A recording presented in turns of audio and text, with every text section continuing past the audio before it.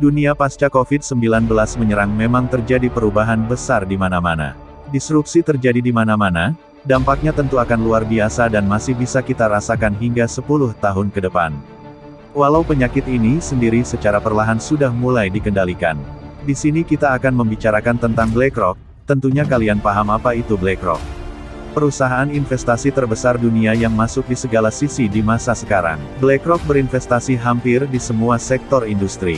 Jadi hampir seluruh barang yang kalian gunakan, mulai dari pesawat terbang, snack atau makanan ringan, sosial media, daging, fashion, alat pembayaran, hingga obat-obatan itu bisa jadi diproduksi oleh perusahaan-perusahaan yang dimodali oleh BlackRock. Ini bukanlah konspirasi, tetapi fakta nyata yang ada bahwa BlackRock saat ini menjadi perusahaan investasi terbesar di dunia.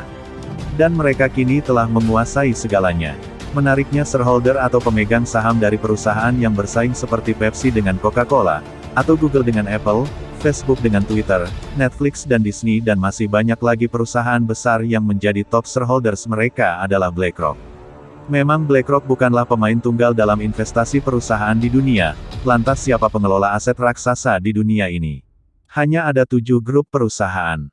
Jadi siapa saja mereka? 7 grup perusahaan itu ialah BlackRock, Fidelity Investment, JP Morgan, Bank of New York, State of Street, UBS, Vanguard Group. Kalau di total seluruh aset mereka, itu sama dengan 2/3 PDB dunia. Wah, wah, wah. Inilah mereka yang menguasai dunia. Sebenarnya tidak ada salahnya memiliki banyak saham di banyak perusahaan. Punya banyak saham di banyak perusahaan itu hal yang legal. Namun kalau kita lihat top shareholders-nya maka akan kita temui bahwa mereka adalah grup yang sama. Lalu kenapa Facebook tidak bergabung saja dengan Twitter, kenapa harus bersaing? Jadi, ini bisa dibilang meminimalisasi monopoli. Bayangkan kalau semua bergabung maka tingkat kreativitas akan menjadi tidak sehat atau tingkat kreativitas cenderung turun. Bisa dibilang monopoli itu tidak baik. Contoh BUMN yang ada melenceng dari tujuan awal hingga akhirnya malas untuk berinovasi.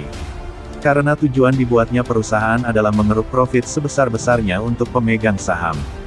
Bukan demi karyawan, bukan demi masyarakat, apalagi demi alam tapi semua demi shareholders. Jadi kalau tujuannya sama, lalu untuk apa semua perusahaan dengan shareholder yang sama itu bergabung? Menariknya, BlackRock adalah perusahaan terbuka, siapapun bisa berinvestasi di sana. Namun siapa pemegang saham terbesar di BlackRock?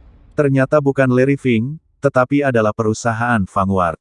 Karena Vanguard perusahaan privasi, jadi kita tak bisa memiliki akses lebih jauh untuk melihat pemiliknya. Jadi, bisa dibilang Vanguard adalah pemilik puncak dari perusahaan investasi terbesar di dunia. Seperti 3 nama perusahaan investasi institusional yang kerap bercokol pada brand terkenal di dunia, yaitu BlackRock, State Street Corporation dan Berkshire Hathaway Inc. Jadi, bisa dibilang pemilik Vanguard adalah pemilik dunia ini. Tapi siapa yang punya Vanguard? Orang yang sekaya apa bisa berada di baliknya?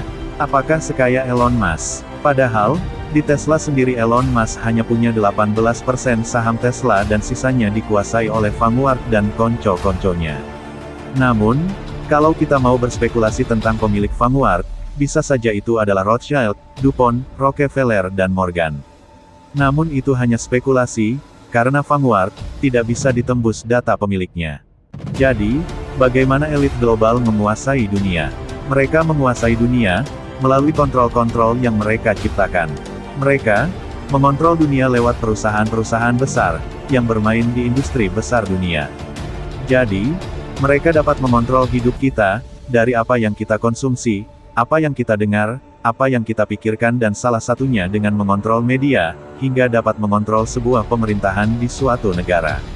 Tidak percaya? Masih tidak percaya? Ngomong-ngomong, masihkah Anda ingat Presiden ke-35 Amerika Serikat? Yaitu John F. Kennedy. Apa kira-kira yang terjadi padanya? Silakan Anda jawab sendiri. Itulah sebabnya, melalui kontrol-kontrol perusahaan besar, elit global dapat mengendalikan dunia.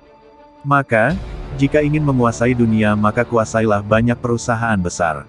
Maka masyarakat dunia akan mengikuti apa yang diinginkan pemilik dengan sendirinya.